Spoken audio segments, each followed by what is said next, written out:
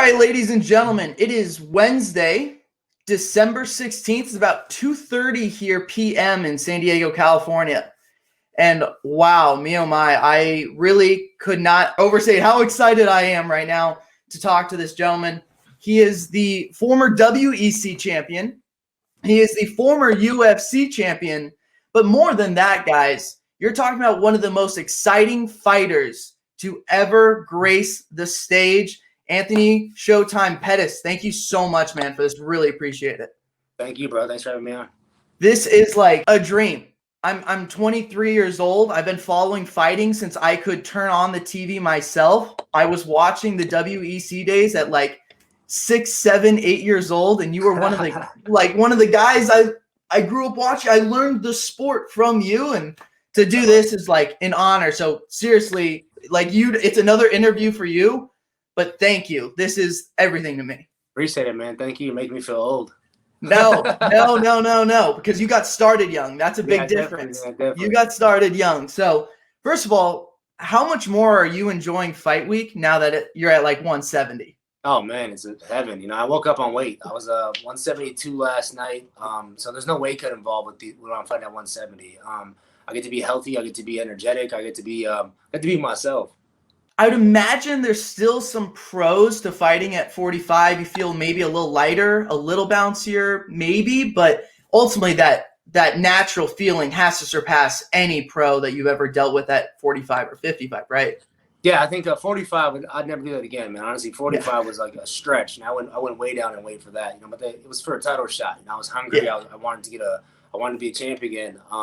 55 is probably my natural cutting weight. You know, I can make 55 pretty good, pretty easy. But I need about 8 weeks to do that. This fight kind of came up last minute. They offered it to me, fight at the end of the year, final card of the year. 2020 has been a crazy year for everybody, so I just feel like I wanted to get in there and stay busy. So I want to let you know this. My dad is a Milwaukee guy, born and raised Milwaukee.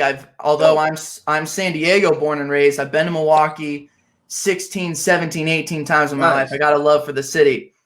My dad went to high school at Pius. Oh, man. My little brother went to Pius. Right down the street from Rufus Sport. And I was a senior in high school. I was like getting into sports broadcasting, and I stopped by Rufus Sport just to see if I could talk to anyone. Of course, no, because that's not how this works. But I wanted to. I knew that like, oh, shit, the champs are there. And so I had to tell you, quick question here. What is the better cheat day meal? Is it Cops or is it Gillies? Cops all day. I mean, have you been to Leon's? Yes, I have. Leon's is a staple in the city, bro. So Leon's is probably the best cheat meal day. But Cops, if you're going for burgers and stuff, yeah, Cops is good. How often is the cheat day for you nowadays? Now that you're in welterweight, man, honestly, like what's crazy, like now that I'm in a higher weight class, I don't crave food as much. You know, you're not like you're not trying to do these cheat meals. You're not trying to like. It's like it's accessible to you, so I guess you don't really want it. So yeah, it's crazy how that works. But I've been eating way more clean these 170 camps than I have for my 155 camps. I was actually on my way back down to 155 before this fight popped up, and I had an opportunity to stay busy, so I'd take it. Can I ask if there was a name involved in that 55 fight? No, there wasn't yet. You know, I was just getting down to the weight class. I wanted to do this time of my career right. You know, I feel like I've been rushing a lot of stuff and trying to fight the biggest names and the biggest fights. And I really haven't thought about, you know, what makes me healthy, what's the best decision for me. And that's what I've been doing recently. Like, let's take my time with this, build back up. I'm still only 33 years old in this game, you know. So I grew up under these lights. You know, I've 10 years ago was the Showtime, you know, Kick anniversary to this day. And, you know, it's crazy to think about how long I've been in this game for and, you know, how much more I still have to do. You brought up the Showtime Kick. And, like, I know you've been asked about it a million fucking times in your life. So I didn't want to ask, like, you know, is this something you practiced before or anything like that? And I know you talked about it with Ariel yesterday. But if and you said that it's a state of flow thing, right? That's where you hit that move, completely state of flow. But I wanted to know if you're reaching that in a fight, that means you must have pulled off some crazy shit during practice at one point or another. Tease me, give me a little something on a move you've pulled off in a fight that kind of mirrors, or pulled off in a practice that mirrors what we saw in the Showtime Kick? Man, honestly, all the stuff off the cage. I feel like no athlete has used the cage the way I've used it yet. Even the Wonder Boy knockout, staying off the cage the way I did with that Superman punch. I have a lot of those moves that just I haven't had the opportunity to throw them in fights yet. And maybe it's like it is a flow thing, like when you get self-conscious or you're aware of like a guy that has good wrestling, you limit your abilities because of what your opponent's good at. So I'm kind of getting out of that mindset of like giving my opponent too much credit. Like Cus D'Amato, Mike Tyson's coach, has a great saying: everybody has a plan until they get hit in the face, or like you give your opponent so much credit and ability before the fight, then you get in there and hit him with the first punch. I'm like, man, this guy's human. I'm kind of going with that mindset into these fights now. Like, what am I good at? How do I build off of my strengths and not limit myself to my opponent's strength? I mean, makes a ton of sense. And I can really hear the sports psychology theme right now in what you're saying. I know you said that you've started to see one recently. Yeah. And I got to ask, is this something you wish, like you look back 10 years ago, like, why wasn't I doing this? 1,000,000%. I think back then, 10 years ago, I was so focused on becoming a champ and like so involved in the game. I didn't have like these distractions, or I didn't have like these moments that I could pick up in my head during a fight, like a RDA fight, when you're faced with some adversity or breaking your hand in a fight. That didn't happen yet. So I was just invincible in there. I was so in tune with my body and in myself. And then you get like, my little, I lost a couple times, and then you like, those fights play in your head. And like in the training camps, you like, no matter who you are, I don't care how confident you are, you like, man, I can't let this punch land because this will happen, or I can't let this takedown happen because this is how this fight ends up. And then if you can have the ability to recognize when that happens, and before you like let your mind drift off on these like tangents of 20 minutes, 30 minutes, and then before you put yourself back, like let me get back to what I'm good at. That's how I was like recently. I didn't have the ability to recognize when that was happening. I didn't know, like my mind wasn't in the present moment. And now I have the ability, I have a tool belt now that these guys give me. His name's Micah. He's from the Major League Baseball. He gave me some tools that just make me come back to being present. Like if I feel myself drifting, don't get frustrated with yourself. I mean, because that's what happens. You get frustrated. Like I'm like, a takedown happens and I'm like, God damn it. Like now I got to get back up and figure this out. Because last time I lost when I got taken down. And you get your mind tracked on that mindset. Whereas now I'm like, all right, from curiosity point, like, all right, why am I thinking this? How can I address it in this current now situation, and how do I get past it? And I think when you have that ability, your growth is crazy. And then not only in fighting, in life, man. Like I use the same skill set with my daughter, with my fiance, with my brothers, like with my business associates. Like it's crazy once you have the ability to recognize your feelings, and before you make a decision, you can decide how you're gonna react. I've always wondered this, and a content creator, a filmmaker, an artist, anyone who's making a product for the public perception, right? There's an audience that decides whether or not you provide a good product. How do you balance, I'm Showtime Pettis, I know what I'm good at, I don't need to listen to the audience, versus, you know what, maybe there's some legit criticism that's out there that I need to listen to. And as a fighter, you kind of have to walk in like, I'm the man. I'm this dude, like walk in invincible, as you said. How do you balance that? Or is that something you just work on throughout your whole career? I think you kind of go through stages of that. I feel like I really stopped listening to social media. That was a huge one. Like when social media came out and it was hot, and it was like the new thing. It was when I was on the Wheaties box. So like I was in the mix of all this. I heard everybody's opinion, all these couch coaches and all that stuff. And you gotta have the ability to, and I didn't have this ability back then, to recognize when you're drifting. And these drifts happen a lot as an athlete because we're doing the same thing. Our body kind of goes on autopilot. A jab's a jab, a cross is a cross. You do that a million times, your body takes over and your mind isn't present. Like if a guy does the right hand, I slip, boom, left hand comes. It's just facts. It's just something that has to happen. And once you allow your mind to not be present during these moments, and your body takes on autopilot, then you're not present. You're not in there. You're not being able to make the audibles. You're not being able to make the plays that make special things happen, like the Showtime kick. And I think that's where I got victimized too. I was like a victim of myself being on autopilot and like, this is how I train. I wake up, I do this run. Even going to like the brushing your teeth in the morning and what side of bed you wake up on. Like these are all routines that are like put into us, and then we put ourselves in these routines and we're like, we got to do it this way, we have to do it this way, or something's not right. And then once you can pull yourself back and see what you're doing and be like, man, like maybe a couple of those things I can switch up and help my game up, I got to that stage this year, and it's like, whoa, bro, like the growth, like I kind of was on a plateau in my career, like as far as like getting better at jiu-jitsu, striking, individual martial arts. I was like, I'm a black belt in everything. So it's like, how do you grow in your career? And then when I became present in the room and I was actually listening to the person teaching, it's your decision. Like, hey, some of this works for my game, some of this doesn't work for my game, but at least I'm there learning and listening to it, and I'm not like drifting off into like what happened 2 fights ago or what's going to happen next year.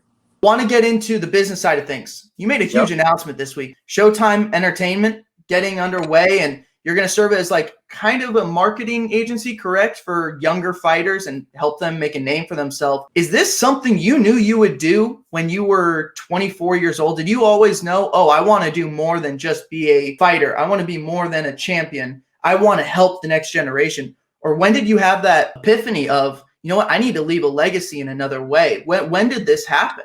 Man, honestly, when my little brother followed in my footsteps, I've been guiding his career since he started, like from getting him to the UFC to him signing over to Bellator. That was a big risk. A lot of people don't understand what happened behind that. And he's in such a better spot right now financially and, fighting for a title shot, and he's in a great position. And it's like, man, if I would have had some more guidance in my career, man, I might have been in a different spot. Not saying I do have a great career. I didn't, get to the great spots, but I made a lot of mistakes along the way.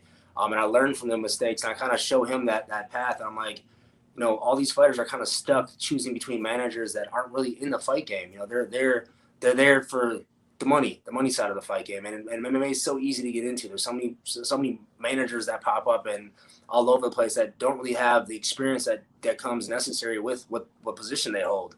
And in Milwaukee, we have, you see it, Rufus Sport, we have a factory to make fighters, and some fighters are afraid to come to Milwaukee because they don't understand how inviting we are and how open doors we are. So I think this is going to be a way where we're obviously, first we did a combine. So we had fighter tryouts.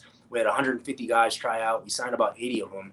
And these guys are all over the spectrum skill set wise, from developmental league to professionals to elite level guys that are right now knocking on the doors of Bellator, UFC, ONE FC, and all these organizations.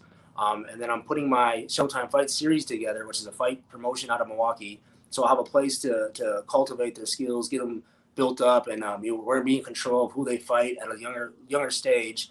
And this is kind of how I came up. My first fight was in a Harley-Davidson dealership in Milwaukee, Wisconsin. And then you take that to the UFC world title. It's a proven fact, a proven system of if you follow the rule set, you can make it to the top. And I'm just making it easier for them to get into it, where we're going to get them jobs. We're going to get them housing, everything they need as a fighter, nutrition. They don't have to go find this on their own. It's all going to be in-house. So kind of a one-stop shop for fighters to pursue their career. Where does this rank, starting something like that, in your career accomplishments? Man, honestly, the excitement that we have going behind this and the passion I have for this sport, it's right up there. I think my fighting career isn't over, so I'm definitely still focused on that. I have a great team behind me that's going to put my vision on paper and put it in play. I have the coaching staff in Milwaukee. I have the gyms to put these fighters in. So all the pieces of the puzzle have been there. And I have the business sense to make these guys understand this is a small window of opportunity, and what you do with your money during that time really matters. You have to know how to set up your own LLC. You have to know how to pay yourself a salary. You have to understand balancing and deciding what percent goes where, and because that all matters when it comes down to the bottom line. And all that knowledge I have, it kind of just goes up there right with it. It's just like an accumulation of knowledge that I had over the 12 years with UFC that I'm giving to other fighters from when they started their career. I'm hoping I can convey this question in a way that makes sense. Your nickname is Showtime. You have one of the most famous kicks with the Showtime kick. You have the Wonder Boy knockout off the cage. You're known for being this electric, show-stopping fighter, right? You do things beyond the ordinary. I wonder, did you ever feel pressure to not only win, but to be the show of the night? Did you always feel that, winning won't be enough tonight? If I win a 3-round decision, it's not going to cut it. I have to do more. And do you think it ever cost you a fight because you were like, oh man, I got to put on a show, that that's what they're expecting? 1,000,000%. I think, that great question. I mean, that happens a lot in my career, actually. from taking fights on short notice because I'm like, yo, I got to save the show and I got to be the guy on attraction, to fighting, my title fights really back to back quick. And I fought Gilbert Melendez in December. I signed to fight RDA in March, and I should have took my time, decompressed, and then got myself ready for the next fight instead of like, yo, if the fans want to see me, welcome. Like that whole broadcast during that time was welcome to the show because it was Showtime. And I think that's one thing I realized at this point in my career, going back and looking at everything, is like I need to take care of myself first. I got to make sure I'm in the right mindset to take these fights. It can't be like, all right, it's for somebody else, it's for this reason. And then you go into the fights. Tony Ferguson fight, a great example. I had a great performance, hit him with a big punch, and then I'm throwing cartwheel kicks and like stuff when I should have like calmed it down, got a little more basic, and look for the finish. And I mean, it's great. It's amazing that I get to see that right now, and I still get to like put that to use, because some fighters don't get to go back and look at their career until it's over, and then they go look. Because when you're in the trenches, like you're on to the next one, on to the next one, on to the next one. But having this moment this year, like a slower year, I got to look back at my whole career, and I had to do it with a mindset of like curiosity and not judgment. I'm not judging myself on my performances. I'm like not judging my mistakes. I'm like, why did I do that? How can I fix it? And moving forward, what steps am I going to take to make sure that doesn't happen again? So you mentioned the Tony Ferguson fight, and that's a good kind of like segue for me here. I assume you have a fight that you look back on and you're like, God, I should have just had that one. Like, what was I doing? But at the same time, if you have that feeling, that means there's another fight that you're like, oh, I got away with one there. Like, you know what? I don't know if I got a little lucky. What are those two examples? Man, the Wonder Boy fight, I would say would be the one that the knockout happened quicker than I expected. I thought I was going to have to go through another like round of pain because it was a 5-round fight. Yeah. And my game plan was slowly to cook him, because like Wonder Boy is one of them guys that just his range, and he's so long and big. Like it was just an awkward fight for me to fight, a style to fight. But we had a great game plan going in there. But I expected it to go 3 or 4 rounds, and I didn't expect that knockout to happen so quick. And he broke my nose in the first, so I had adversity right away. So I'm like, yo, this is obviously it's pain coming my way. I know my game plan is, but it's hard to chop away at those legs when your face is getting busted up. So I'd say Wonder Boy was one of those fights where I got that knockout was like, man, thank God. Thank God that happened when it did. And the fight that got away was Tony, man. That Tony fight, even though he's going through some hard times right now, 2 losses in a row. I mean, he's a gangster when it comes to fighting, bro. Like he's one of the best. It happens, and it's so quick to see the crowd turn on somebody. He was like the man. It was like, oh, he's the best in the world. All of a sudden, he loses twice, and Tony's overrated, and he's like on his way out, which is crazy to see because this guy is so talented. So hopefully he doesn't listen to that part of the critics. And look at the competition. Yeah, and that's crazy. That's the crazy thing. Like myself, I fight the best in the world, and they're like, yo, Pettis is 50-50, or he loses, wins. I'm like, yeah, that's what happens when you're fighting the best in the world if you're not 100%. So, it's freeing to see it from this lens now. Like before, I would let them opinions like cut deep and like take my mind off of my current objective. But now, like I have the ability to separate that and like, yo, what's the best thing for me to be doing at this current moment, and how to bring myself back to that time. You fought at 3 different weight classes. You've done it for 10 years. What's the answer to the weight cut issue in MMA? Because there's always there's someone offers a solution, and then the next week we have another issue where someone fails to make weight. And I'm not blaming the fighter. You could be going through an injury. You could have a dietary issue that no one knows about. So I'm not saying it's exclusively on the fighter, but it just feels like too easy of a solution or too easy of a problem to keep dealing with this. What do you think the answer is? Man, it's hard because you got these guys that come in from, let's say I fight at 170. They're coming in at 205 pounds, like walk around weight. They're cutting 30 pounds to get down. And then you got a guy like me that like walks around at 175 pounds. Like I'm fighting at 170. So it's like, do I want to cut more weight and have an advantage in fight night? Or do I want to fight at my natural weight and feel good on fight night?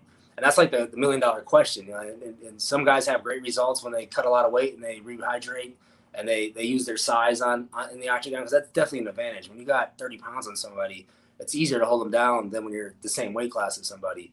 But I think ONE FC has a great game plan for this. They don't let their guys get dehydrated, which should be a golden rule. Like if a guy's dehydrated, he's cutting weight wrong. He's doing something to hurt his body.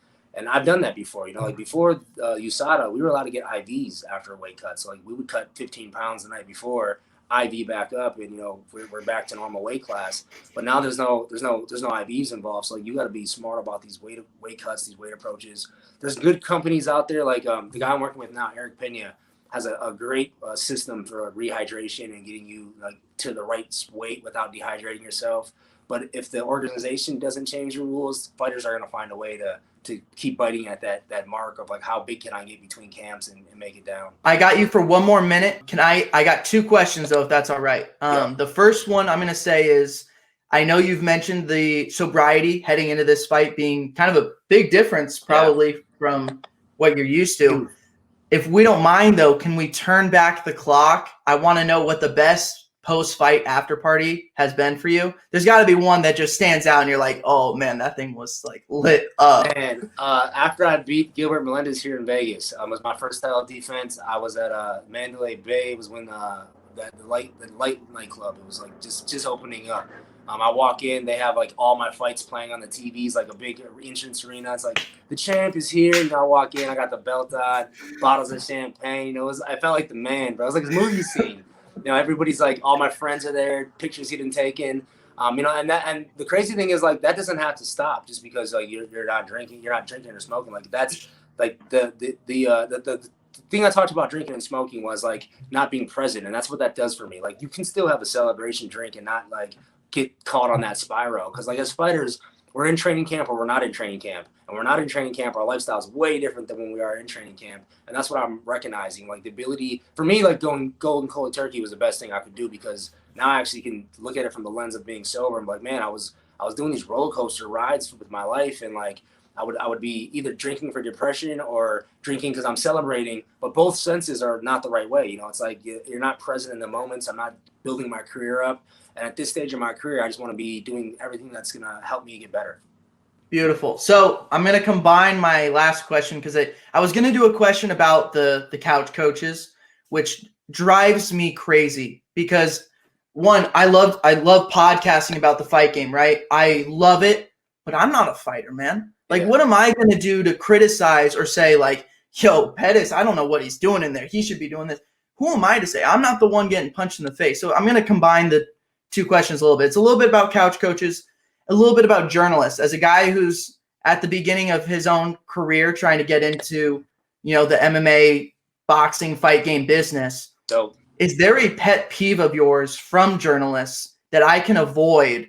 You know what I mean? Just so I can have the respect of fighters. I don't want to I want it to be a good relationship. Honestly, this interview is probably one of the better interviews I've had with, and not only because we're on this, but like your questions are out of the box. Like most fight reporters have the same questions. How do you feel? Are you ready for the fight? How was weight cut? Like them 3 questions right there is like nonstop, repeating. Like getting more in depth and like understanding like the psyche of fighting, or like actually picking like a specific, something you want to talk about. Like you did, bro. Like that was like it was good. Like we got in depth about like the mindset stuff. We talked about the business side. Like it was a huge, a broad example of like interview. But like some journalists are like same 3 questions, and then they're like so bland on their response. Like they're just like, how was your preparation? They don't say anything else. And it's like, how do you even get back and forth in that? So it's good to have like some chemistry with somebody. Sure. Showtime.